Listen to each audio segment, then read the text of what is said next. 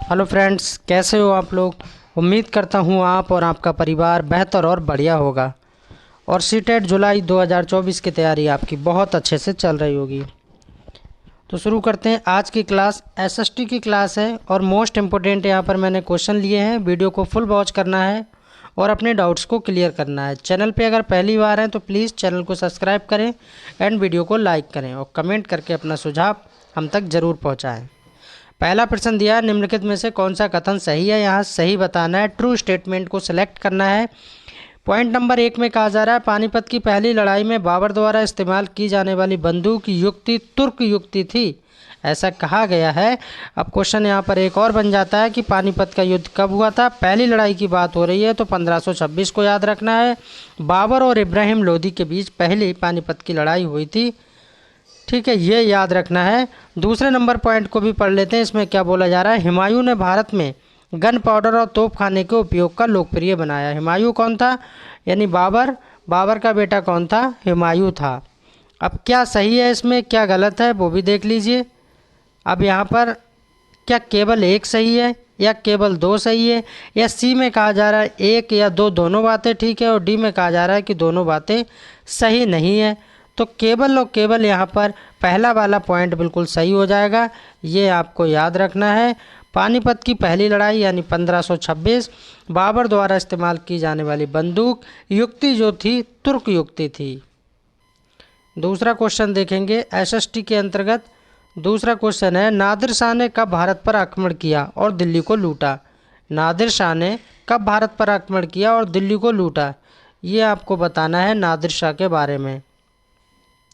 ए में कहा जा रहा है 1914 से 1918 के बीच में लूटा था, और बी में कहा जा रहा है 1576 में लूटा था, और सी में कहा जा रहा है 1526 में, और डी में कहा जा रहा है 1739 में। तो दो का राइट आंसर क्या हो जाएगा, डी। 1739 में नादिर शाह ने भारत पर आक्रमण किया था और दिल्ली को लूटा था। दिल्ली क्या थी, कैपिटल यानी राजधानी थी। बात करते हैं बाकी चीज़ों का भी विस्तार से डिटेल में जान लेते हैं। 1914 से 1918 तक क्या हुआ था, तो प्रथम विश्व युद्ध हुआ था, ये भी आपको याद रखना है। और दूसरा विश्व युद्ध आपसे पूछा जाए तो 1939 से 45 तक याद रखना है। पहला कब हुआ, 1914 से 18, दूसरा 1939 से 45। 1576 में क्या हुआ था, हल्दी घाटी का युद्ध हुआ था महाराणा प्रताप और अकबर के बीच। 1526 में क्या हुआ था, मैंने बता ही दिया था पहले ही क्वेश्चन में। पानीपत का पहला युद्ध हुआ था 1526, बाबर और इब्राहिम लोदी। और डी में 1739 में नादिर शाह ने भारत पर आक्रमण किया और दिल्ली को लूटा। सारे डाउट्स क्लियर करते चलेंगे। 30 क्वेश्चन सिर्फ नाम मात्र के लेता हूँ, लेकिन डिटेल में आपको चीज़ों को बहुत ज़्यादा मैं समझाता हूँ ताकि आप अच्छे से समझ पाएँ। 3 नंबर क्वेश्चन देखेंगे, किस इतिहासकार ने अकबर द्वारा प्रतिपादित दीन इलाही को एक धर्म कहा, किसने कहा था। अब ये भी क्वेश्चन पूछा जाता है कि दीन इलाही धर्म किसने चलाया था, तो अकबर ने चलाया था। और अकबर कौन था, यानी बाबर का बेटा हुमायूं था, हुमायूं का बेटा अकबर था। तो कौन था उसका, तो किसने कहा था कि एक धर्म कहा था, अबुल फजल, निज़ामुद्दीन अहमद, अब्दुल कादिर बदायूनी, या इनमें से कोई नहीं। तो 3 का राइट आंसर क्या हो जाएगा, अबुल फजल को याद रखना है। अबुल फजल को याद रखना है, 3 का ए बिल्कुल राइट आंसर हो जाएगा। 4 नंबर क्वेश्चन देखेंगे। 4 नंबर क्वेश्चन में क्या, तैमूर के आक्रमण के समय दिल्ली का शासक कौन था। बात हो रही है दिल्ली के। तैमूर ने जब आक्रमण किया था तो उस समय दिल्ली का शासक कौन था, नसरुद्दीन महमूद शाह, मुबारक शाह, फिरोज शाह तुगलक, या सिकंदर लोदी। तो 4 का राइट आंसर क्या हो जाएगा, नसरुद्दीन महमूद शाह को याद रखना है। ए बिल्कुल करेक्ट आंसर हो जाएगा, नसरुद्दीन महमूद शाह तैमूर के आक्रमण के समय दिल्ली का शासक था। 5 नंबर क्वेश्चन देखेंगे, भारतीय इतिहास के संदर्भ में निम्नलिखित कथनों पर विचार कीजिए। किसके संबंध में, इंडियन हिस्ट्री के संबंध में बताना है कि भारत पर पहला मंगोल आक्रमण जलालुद्दीन खिलजी के शासनकाल में हुआ था। पॉइंट नंबर 1 में कहा जा रहा है। पॉइंट नंबर 2 में कहा जा रहा है अलाउद्दीन खिलजी के शासनकाल में एक मंगोल आक्रमण दिल्ली तक आ पहुंचा और उस शहर पर कब्जा कर लिया था। और 3 में कहा जा रहा है मोहम्मद बिन तुगलक मंगोलों से अपने राज्य के कुछ उत्तरी पश्चिमी भाग अस्थायी रूप से हार गया था। उपर्युक्त कथनों में कौन सा सही है, ये आपको बताना है कि ए में कहा जा रहा है ए और बी यानी फर्स्ट और सेकंड सही है, या केवल सेकंड सही है, और सी में कहा जा रहा है 1 और 3 सही है, और डी में कहा जा रहा है केवल 3 सही है। तो 5 का राइट आंसर क्या हो जाएगा, केवल सेकंड वाला यहाँ पर ठीक हो जाएगा, दूसरा वाला बिल्कुल ठीक हो जाएगा। 2 में क्या कहा गया है, दोबारा देख लीजिए। अलाउद्दीन खिलजी के शासनकाल में एक मंगोल आक्रमण दिल्ली तक आ पहुंचा और उस शहर पर कब्जा कर लिया था। नेक्स्ट क्वेश्चन देखेंगे 6 नंबर प्रश्न को देखेंगे। फिरोज शाह तुगलक ने 1354 में किस किले की स्थापना की थी। फिरोज शाह तुगलक ने 1354 में किस किले की स्थापना की थी, ये आपको बताना है। डेट भी यहाँ मेंशन कर दी है। 1354 में फिरोज शाह तुगलक ने हिसार में, कलाका में, महेंद्रगढ़ में या रेवाड़ी में। तो 6 का राइट आंसर क्या हो जाएगा, हिसार हो जाएगा। और कमेंट में बताएंगे हिसार जो जगह है, जो स्थान है, वो किस राज्य के अंतर्गत आता है। सभी भाई बहन बताएंगे। 6 नंबर क्वेश्चन का आंसर ए हो जाएगा। 7 नंबर क्वेश्चन देखेंगे। फिरोज शाह कोटला किला 1354 में सुल्तान फिरोज शाह तुगलक ने बनवाया था। देखिए क्वेश्चन अभी जो हमने 6 नंबर क्वेश्चन देखा उसी पे आधारित ये भी क्वेश्चन है, वहीं से क्वेश्चन बनाया गया है। तो एग्जाम में क्या होता है, एक क्वेश्चन अगर उन्होंने देख लिया तो एग्जामिनर जो होता है उसी के इर्द गिर्द और क्वेश्चन खोज लेता है और बना देता है। जैसे कि आप 6 नंबर क्वेश्चन देख लीजिए, इसमें पूछा है फिरोज शाह तुगलक ने 1354 में एक किले की स्थापना की थी, तो कहाँ पर की थी, हिसार में की थी। और 7 नंबर में उन्होंने पूछ लिया फिरोज शाह कोटला किला 1354 में सुल्तान फिरोज शाह तुगलक ने बनवाया था, ये बात ठीक है। और ये किला किस नदी के तट पर बनाया गया, तो अब यहाँ नदी पूछ ली कि किस नदी के तट पर यहाँ बनाया गया था, तो यमुना नदी को याद रखना है। दिल्ली किस नदी के तट पर है, दिल्ली किस नदी पे है, तो यमुना नदी, तो यमुना नदी को याद रखना है। तो यहाँ पर यमुना नदी बिल्कुल राइट आंसर हो जाएगा। तो क्वेश्चनों को इर्द गिर्द घुमाया जाता है, आपको अच्छे से पढ़ना है और अपने डाउट्स को क्लियर करना है, गलत बिल्कुल नहीं करना है। कौन से साल में सुरजी अंजन गांव की संधि पर हस्ताक्षर किए गए थे। ये सीटेट, यूपीटेट और यूपीएससी तक में इस क्वेश्चन को पूछा गया है। अच्छा क्वेश्चन है। कौन से साल में सुरजी अंजन गांव की संधि पर हस्ताक्षर यानी सिग्नेचर किए गए थे, ये आपको बताना है। तो 1803 इसका बिल्कुल करेक्ट आंसर हो जाएगा। ये बिल्कुल राइट आंसर हो जाएगा। वीडियो अच्छी लग रही है और मेरा पढ़ाया हुआ अच्छा लग रहा है तो प्लीज़ अपने इस भाई को सपोर्ट करें और वीडियो को लाइक करें, और चैनल पे पहली बार है तो चैनल को सब्सक्राइब करें। शिक्षक भर्ती का ये निःशुल्क प्लेटफॉर्म है, किसी भाई बहन से कोई भी पैसा नहीं लिया जाता है, ना ही हम लेते हैं। बाकी मैंने डिटेल में सारी चीज़ों को पढ़ा दिया है। जैसे पक्षियों पे क्वेश्चन आता है, ईवीएस पढ़ा दिया है, एसएसटी पढ़ा दिया है, और सीडीपी पढ़ा दिया है, हिंदी पढ़ा दिया है। तो ये सारे टॉपिक वाइज कंप्लीट करके पढ़ा दिए हैं, आप देख सकते हैं। प्ले लिस्ट चेक कीजिए और अपने डाउट्स को क्लियर कीजिए। 9 नंबर क्वेश्चन देखेंगे। राजस्व बंदोबस्त की महलबारी प्रणाली के बारे में निम्नलिखित में से कौन सा कथन गलत है। सही और गलत को विशेषकर ध्यान रखना है। गलत पूछा जा रहा है, गलत बताना है। राजस्व एकत्र करने और ईस्ट इंडिया कंपनी को भुगतान करने का अधिकार जमींदारों को दिया गया था। अब एक क्वेश्चन और बन जाता है कि ईस्ट इंडिया कंपनी भारत में कब आई थी, इसकी स्थापना कब हुई थी, तो 1600 ईस्वी को याद रखना, ये भी क्वेश्चन बन जाता है। पॉइंट नंबर 2 पढ़ लेते हैं। इस प्रणाली को होल्ट मैकेंजी द्वारा तैयार किया गया था। और 3 में कहा जा रहा है कि प्रणाली के अंतर्गत भू राजस्व को समय समय पर संशोधित किया जाता था। और डी में कहा जा रहा है प्रणाली को 1822 में पेश किया गया था। तो 9 का राइट आंसर क्या हो जाएगा, पहला वाला बिल्कुल करेक्ट हो जाएगा, क्योंकि यहाँ पर क्या पूछा जा रहा है, इनकरेक्ट पूछा जा रहा है, यानी कि गलत पूछा जा रहा है। तो गलत क्या हो जाएगा, राजस्व एकत्र करने और ईस्ट इंडिया कंपनी को भुगतान करने का अधिकार जमींदारों को दिया गया था, ये बात क्या है, गलत है, क्योंकि गलत ही पूछा जा रहा है। बाकी बी और सी और डी बिल्कुल सही है। 10 नंबर क्वेश्चन देखेंगे। निम्नलिखित में से किसे सतत पोषणीय विकास के सिद्धांत में शामिल किया जाना चाहिए। निम्नलिखित में से किसे सतत पोषणीय विकास के सिद्धांत में शामिल किया जाना चाहिए। पृथ्वी की जीवन शक्ति और विविधता का संरक्षण करना। बी में कहा जा रहा है पर्यावरण के प्रति व्यक्तिगत व्यवहार और अभ्यास में परिवर्तन लाना। और सी में कहा जा रहा है प्राकृतिक संसाधनों के उपयोग को बंद करना। और डी में कहा जा रहा है मानव जीवन की गुणवत्ता को बढ़ाना। तो ए बी सी डी सही हो जाएगा, या ए बी सी सही होगा, या बी सी डी सही होगा, या ए बी डी सही होगा। 10 का राइट आंसर क्या हो जाएगा, तो 10 का right answer A B D हो जाएगा। क्या हो जाएगा, ए बी और डी, ए बी डी इसका आंसर हो जाएगा। और ए में क्या कहा जा रहा है, पृथ्वी की जीवन शक्ति और विविधता का संरक्षण करना। और बी में कहा जा रहा है पर्यावरण के प्रति व्यक्तिगत व्यवहार और अभ्यास में परिवर्तन लाना। और डी में कहा जा रहा है मानव जीवन की गुणवत्ता को यानी क्वालिटी को बढ़ाना। प्राकृतिक संसाधनों के उपयोग को बंद करना, ये बात क्या है, गलत है। ठीक है, तो बाकी ए बी डी वाला बिल्कुल सही हो जाएगा। नेक्स्ट क्वेश्चन देखते हैं, 11 नंबर क्वेश्चन देखते हैं। पेरिया पुराणम एक तमिल कृति है। नाम से ही पता लग रहा होगा कि पेरिया पुराणम एक तमिल कृति है। कृति मतलब एक किसको बोलते हैं, रचना है। हमें किसके बारे में जानकारी देती है, यानी इन्फॉर्मेशन देती है। किसके बारे में देती है, पढ़ लेते हैं इसके विकल्प को। राजाओं और रानियों के बारे में देती है, विद्वानों और कवियों के बारे में, साधारण पुरुषों और महिलाओं के बारे में, सिपाहियों और सैन्य जनरलों के बारे में जानकारी देती है। तो 11 का राइट आंसर क्या हो जाएगा, साधारण पुरुषों और महिलाओं के बारे में ये बताती है। पेरिया पुराणम एक तमिल कृति है।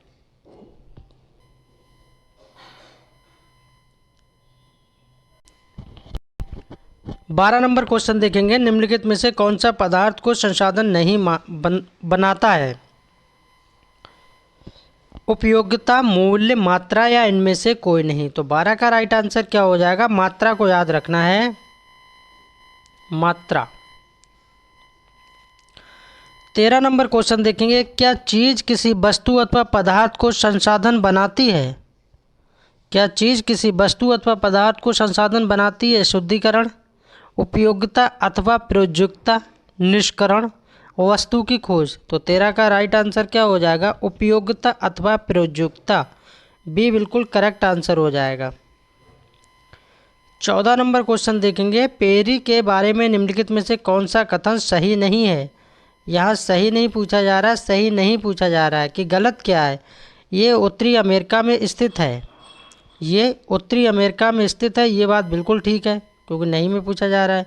ये केवल ग्रीष्मकाल में खेती योग्य है, ये केवल ग्रीष्मकाल में, ये बात गलत है, केवल ग्रीष्मकाल में नहीं है। ये दुनिया के सबसे उपजाऊ मैदानों में से एक है, बिल्कुल ठीक है। ये मिट्टी गेहूं उगाने के लिए एकदम सही है, हाँ बिल्कुल सही है। तो आंसर क्या हो जाएगा, सी वाला, क्योंकि गलत पूछा जा रहा है। ये दुनिया के सॉरी सी वाला नहीं, बी वाला आंसर हो जाएगा कि केवल ग्रीष्मकाल में खेती योग्य है।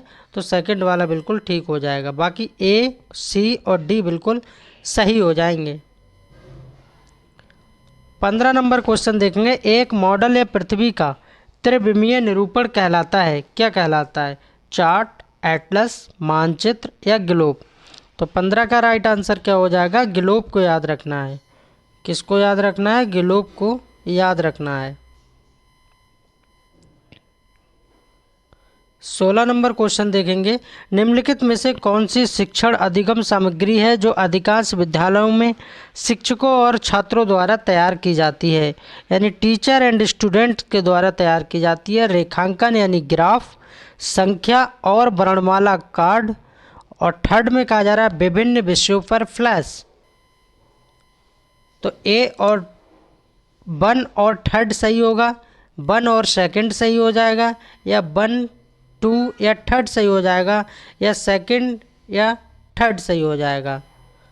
तो 16 का राइट आंसर क्या हो जाएगा, 1, 2, 3 वाला बिल्कुल ठीक हो जाएगा, यानी 1, 2 और 3, सी बिल्कुल करेक्ट हो जाएगा। 17 नंबर क्वेश्चन देखेंगे, पानी और भोजन से फैलने वाले रोग कहलाते हैं। पानी और भोजन से फैलने वाले रोग क्या कहलाते हैं, वेक्टर जनित, वायु जनित, फोमाइट जनित या वाहन से जन्मे। तो 17 का राइट आंसर क्या हो जाएगा, वाहन से जन्मे। 18 नंबर क्वेश्चन देखेंगे, दादा भाई नौरोजी के संबंध में इनमें से कौन सा कथन सही है। यहाँ पर सही बताना है, ना कि गलत। वे 1885 में INC इंडियन नेशनल कांग्रेस के पहले अध्यक्ष और इसके संस्थापक सदस्यों में से एक थे, सही बताना है। तो 18 का ये वाला तो स्टेटमेंट पहले गलत हो जाएगा। क्यों, क्योंकि 1885 ईस्वी में कांग्रेस की स्थापना हुई थी और इसके पहले अध्यक्ष कौन थे, AO हुम जी थे। ठीक है, और यहाँ पर बोला है कि दादा भाई नौरोजी जिनको भारत का ग्रैंड ओल्ड मैन कहा जाता है, वयोवृद्ध पुरुष कहा जाता है, तो ये बात तो गलत है। पॉइंट नंबर 1 तो गलत है। 2 नंबर पॉइंट देखते हैं, ये ब्रिटिश संसद का सदस्य बनने वाले पहले भारतीय थे।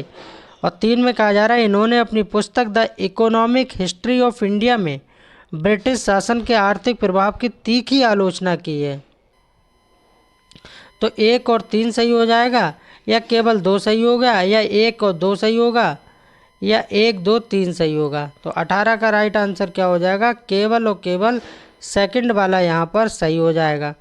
और सेकंड वाले में क्या कहा गया है, वह ब्रिटिश संसद का सदस्य बनने वाले पहले भारतीय थे। कौन, दादा भाई नौरोजी, जिनको ग्रैंड ओल्ड मैन के नाम से जाना जाता है। बाकी पॉइंट नंबर 1 और पॉइंट नंबर 3 दोनों ही गलत हैं, क्योंकि हमसे इस बार सही पूछा था। 19 नंबर क्वेश्चन देख लेते हैं, भारत के संविधान के बारे में निम्नलिखित में से कौन सा कथन गलत है। इंडियन कॉन्स्टिट्यूशन के बारे में बताना है इनकरेक्ट, कि इनकरेक्ट क्या है, गलत क्या है। ये धर्म के आधार पर भेदभाव को रोकता है। 19 में पूछा जा रहा है, ये एक धर्म को आधिकारिक दर्जा देता है। ये सभी व्यक्तियों को किसी भी धर्म को मानने की स्वतंत्रता प्रदान करता है। और डी में कहा जा रहा है, ये धार्मिक समुदाय के भीतर नागरिकों की समानता सुनिश्चित करता है। तो 19 का राइट आंसर क्या हो जाएगा, ये एक धर्म को आधिकारिक दर्जा देता है।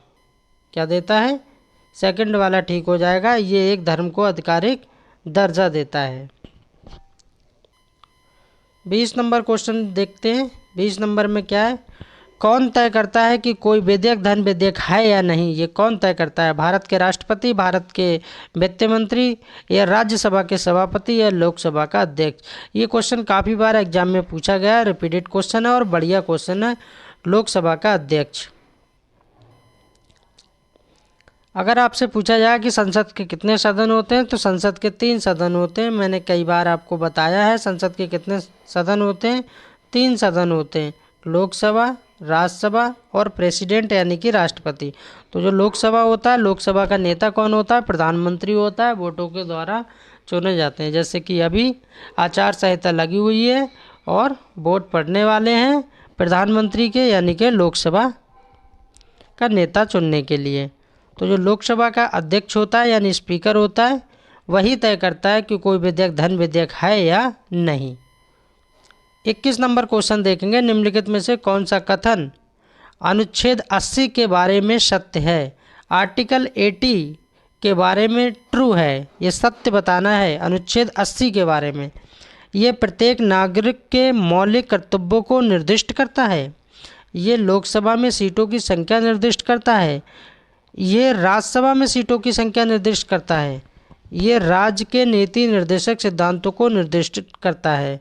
तो राज्य के जो नीति निर्देशक सिद्धांत हैं वो कहाँ से लिए गए हैं, ये भी क्वेश्चन कई बार पूछा जाता है। तो आयरलैंड को याद रखना है। किसको याद रखना है, आयरलैंड को याद रखना है। तो 21 का राइट आंसर क्या हो जाएगा, ये राज्यसभा में सीटों की संख्या निर्दिष्ट करता है। सी बिल्कुल करेक्ट आंसर हो जाएगा 21 का। नेक्स्ट क्वेश्चन देखते हैं 22 नंबर। 2011 में कौन सा देश यूएनओ का सदस्य बना था। कब की बात हो रही है, 2011 की बात हो रही है। 2011 में दक्षिण सूडान, उत्तरी सूडान, कोरिया या भूटान। तो कौन बना था, 22 का राइट आंसर हो जाएगा। दक्षिणी सूडान को याद रखना है। 23 नंबर क्वेश्चन देखेंगे। 23 नंबर में क्या पूछा जा रहा है, 2017 में संयुक्त राष्ट्र की निम्न में से किस कार्यकारी मंडल पर भारत को पुनर्निर्वाचित किया गया था।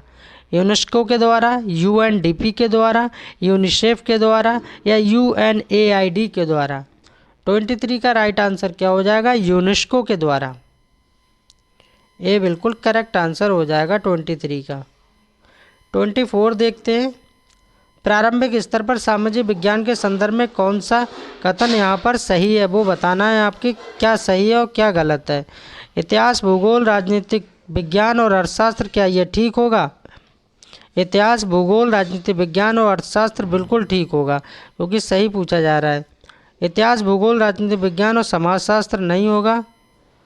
इतिहास, भूगोल, नागरिक शास्त्र, समाजशास्त्र नहीं होगा। इतिहास, भूगोल, अर्थशास्त्र और समाजशास्त्र नहीं होगा। पहला वाला बिल्कुल ठीक हो जाएगा। 25 नंबर क्वेश्चन देखते हैं। समाजवादी शब्द किस वर्ष में भारतीय संविधान की प्रस्तावना में जोड़ा गया था?